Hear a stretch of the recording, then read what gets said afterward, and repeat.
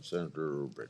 Thanks, Mr. Chairman. Mr. Torfey, you've piqued my curiosity. 90,000 special events, you say, in a year? Is that correct? Yes, sir. If you determine there is a malicious drone overhead at one of these events, what do you do to mitigate the threat?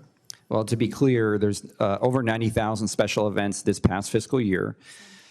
Our team is present at an extremely, extremely small number of those. Only the absolute highest risk special events, things like the Super Bowl, the Indy 500, et cetera, are the type of events that we are present at. Understood. Yeah.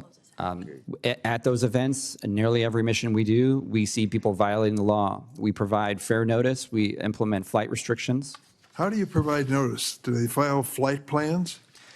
We proactively coordinate with the FAA to implement a flight restriction, and that is published on the internet and on the devices that the pilots use to fly their drones. So sometimes it's even geofence, where the drone manufacturer will provide some level of software barrier where they can't fly into that area, but that does depend on the drone manufacturer. But how do you mitigate it? How do you stop it? It's flying over Wrigley Field. He's not authorized. What's next? Yeah, for the events that we are providing coverage, again, very, very small and inadequate amount of these events. We use a variety of technologies to detect, track, identify, and then, if absolutely necessary, technically mitigate. We have two forms of mitigation. One would be the use of what we call ground intercept teams, which are FBI agents and law enforcement officers that make physical contact with the pilot, again, using, in often cases, the authority provided in the statute to get that good detection technology, that pilot location, and we dispatch. But if this is a bad actor, that doesn't sound to me like they'd be providing information to our government on how to reach them. Well, that is option one, sir. And then option two, if absolutely necessary, we'll use those technical countermeasures, right? Equipment that we use specifically designed to disrupt the drone signal. And I can't get into the details of all of that, but we have a very good success rate using that technology, again, when absolutely necessary. We've had drones go right up to the edge of halftime games for Super Bowls and such, and we've been successful in repelling those. Maybe we'll do a classified briefing, learn a little more. It'd be my pleasure. In the process.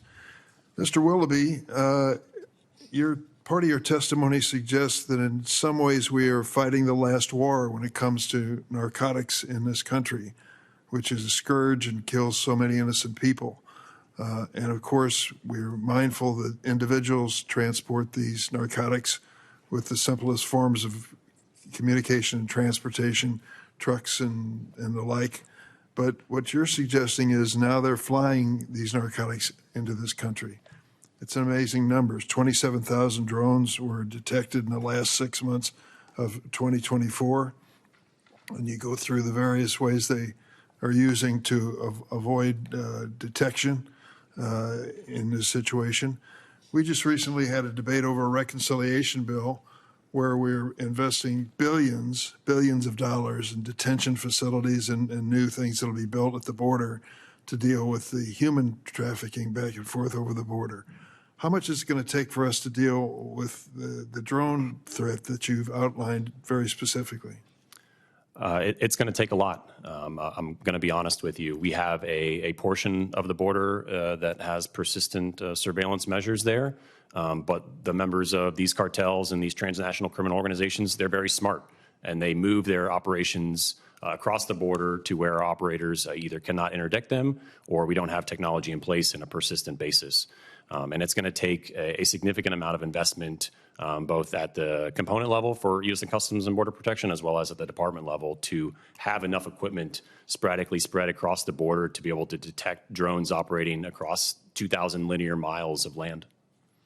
This seems like a big undertaking. I'll just say for the record, now that we know that of those who are being deported in the mass deportation policy of President Trump, 8% have a criminal record, which means that 11 out of the 12 we are deporting do not have a criminal record, and yet we're going through all of the infrastructure necessary and process necessary to deport them. It seems to me that if we're going after real threats, current threats, and growing threats to the United States, we should divert some of this money from this mass deportation, which is only deporting people who overstayed a visitor's visa, for example, instead focusing on what you have identified as a scary prospect of all the 2,000-mile border that is vulnerable to these narcotics and other dangerous elements that are being sent into our country. So I would hope we do that. I yield to Senator Cornyn. I think you're taking over.